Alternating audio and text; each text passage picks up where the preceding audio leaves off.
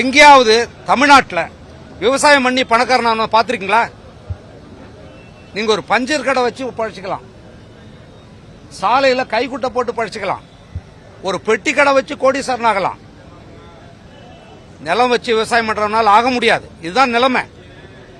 இன்றைக்கு சட்டமன்ற உறுப்பினர்களா இருக்கிறவங்க, நாடாளுமன்ற உறுப்பினர்களா இருக்கிறவங்க, அமைச்சர் பெருமக்களா இருக்கிறவங்க, இவங்க எல்லாருமே ஏதோ ஒரு வகையில உங்களுடைய முன்னோர்களோ இப்போதையோ நீங்க விவசாய குடியிலிருந்து போனவங்க தான். தயவு செஞ்சு இந்த பிரச்சனையை கையாளுங்க, உடனடியாக தீருங்க.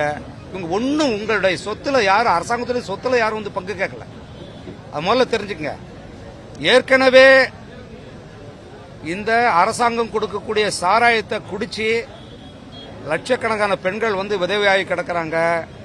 இந்த பிள்ளைகள்லாம் தாய் தேந்திர எழுந்து கிடக்கிறாங்க. அவங்களுடைய எதிர்காலம் இல்லாம போய்கிட்டு இருக்கு. இந்த பாமாயிலுங்கிறத எப்பங்க இறக்குமதி பண்ணீங்க? எவ்வளவு காலமா கண்டுபிடிச்சிங்க நீங்க? பாமாயிலுங்கிறது நம்ம ஊருக்கு அதுக்கு சம்மந்தம் இருக்கா? நம்ம கிட்ட இல்லாத எண்ணெயா? வேர்க்கடலையில இருந்து கடல் எண்ணெய் கிடைக்குது, எள்ளுல இருந்து நெல்லெண்ணெய் கிடைக்குது, தேங்காயில இருந்து தேங்காய் எண்ணெய் கிடைக்குது. உலகம் முழுக்க இந்த எண்ணெய்க்காக போட்டி போட்டு நம்ம கிட்ட ஓடி வரான். நீங்க ஏன் பாமாயில் இறக்குமதி பண்றீங்க?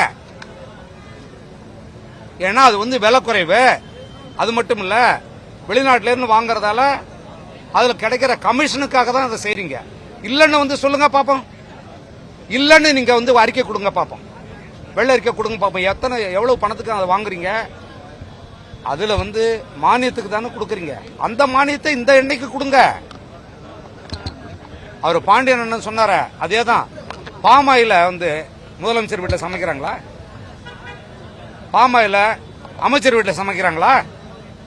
வேளாண்மை துறை அமைச்சர் இருக்காரு, அவர் கையில தானே வழங்குறார். வேளாண்மை அமைச்சர் இப்ப மத்தியானம் பாமாயில சாப்பிடுறாரா?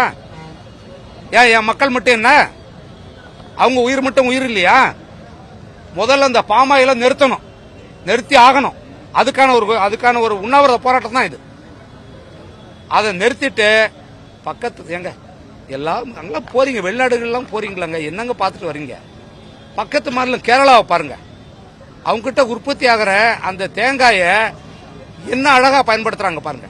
நம்ம கிட்ட இருக்கிற இந்த பொருட்களை எல்லாம் மதிப்பு கூட்டு பொருளா மாத்தி விவசாயிகளுக்கு சரியான விலை நீங்க கொடுத்தாலே, நீங்க கொடுக்கிற 1000 ரூபாய் தயவு செஞ்சு தராதீங்க, வேணாம். நீங்க போய் திருட்டுத்தனமா இந்த மக்கள்கிட்ட பணத்தை கொடுத்து ஓட்டு வாங்க வேணாம்.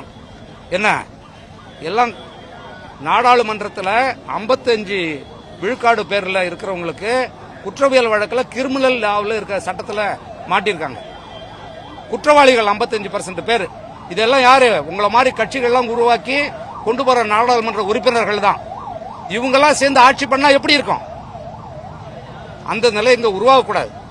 தமிழ்நாட்டில் உற்பத்தி ஆகக்கூடிய, இந்த தமிழ்நாட்டு விவசாயிகள் உற்பத்தி ஆகக்கூடிய நல்லெண்ணெய், கடல் எண்ணெய், தேங்காய் எண்ணெய், இதை மூன்றுக்கும் சரியான விலை கொடுத்து அதை விநியோக திட்டத்தில் கொண்டு வந்தாலே இந்த மக்கள் சிறப்பா வாழ்வாங்க. நீங்க பிச்சை போடாதீங்க தயவு செஞ்சு. ஏற்கனவே நாங்க செத்துக்கிட்டு இருக்கோம். எந்த விவசாயியாவது மகிழ்ச்சியா இருக்கானா? முதலமைச்சர் வாங்க, கிளம்பி வாங்க, வாங்க போய் விவசாயிகள்ட்ட எந்த விவசாயியாவது பாக்குறீங்களா? நீங்க எல்லாத்தையும் ரிமோட்ல அங்க திறந்து வச்சு உட்காந்துக்கிட்டு இருக்கீங்க. நீங்க நல்லா இருப்பீங்க, நீங்க ஏதோ பண்ணிட்டு போங்க.